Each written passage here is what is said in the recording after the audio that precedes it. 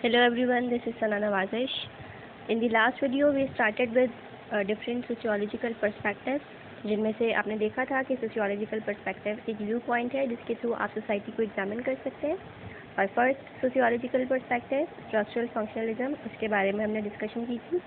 आज एक और perspective जो है conflict perspective, उस पर बात करेंगे। सबसे पहले तो आप अपनी स्क्रीन पे देख रहे होंगे, एक पिक्चर है। इस पिक्चर को देख के आपके माइंड में डिफरेंट आइडियाज़ आ रहे होंगे।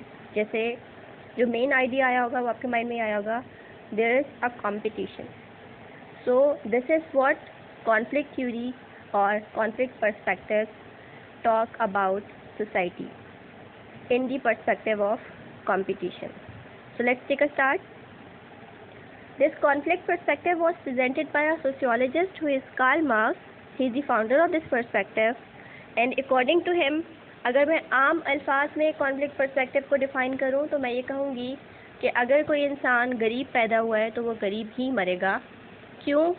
क्योंकि according to this perspective society में डिवीज़न ऑफ क्लासेस है। दो मेन क्लासेस हैं, बॉर्जूसा एंड प्रोलिटेरिएट, यानी कि वर्किंग क्लास और एलीट क्लास। और इन दोनों क्लासेस के बीच में कंटिन्यूस कंपटीशन चल रहा है। There is scarcity of resources, और इन दोनों क्लासेस के बीच में उन रिसोर्सेज को लेके कंटिन्यूसली कॉन्फ्लिक्ट चल रहा है, कंपटीशन चल रहा है। This is what you call conflict perspective. And according to this perspective, अगर मैं इसे स्मॉलर लेवल पे अप्लाई करती हूँ डिफरेंट एग्जांपल्स पे, तो आप देखें फॉर एग्जांपल एक फैमिली, एक ऑर्गेनाइजेशन है, या फिर फॉर एग्जांपल एक इंडस्ट्री है। उसमें काम करने वाले डिफरेंट वर्कर्स हैं, उन्हें हम पुअर क्लास या वर्किंग क्लास में कंसीडर करते हैं। और उस इंडस्ट्री को रन करने वाला जो ओनर है वो एलीट क्लास है।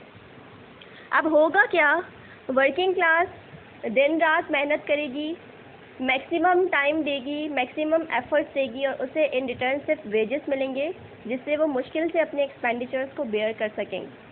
ऑन दी अदर हैंड, उस इंडस्ट्री को चलाने के बाद जब प्रोडक्ट्स मैन्युफैक्चर होने के बाद मार्केट पर जाएंगे और प्रॉफिट मिलेगा, the whole profit would belong to the elite class, that means the owner.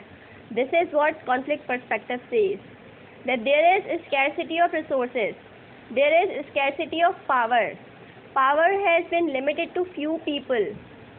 और ऐसा कॉन्फ्लिक्ट है, ऐसी स्ट्रगल है जिसमें poor people are becoming more poor, and richer people who are in power, they are using their power, they are using their monopoly to exploit the working class, and on the other hand they are becoming more richer, they are becoming more empowered.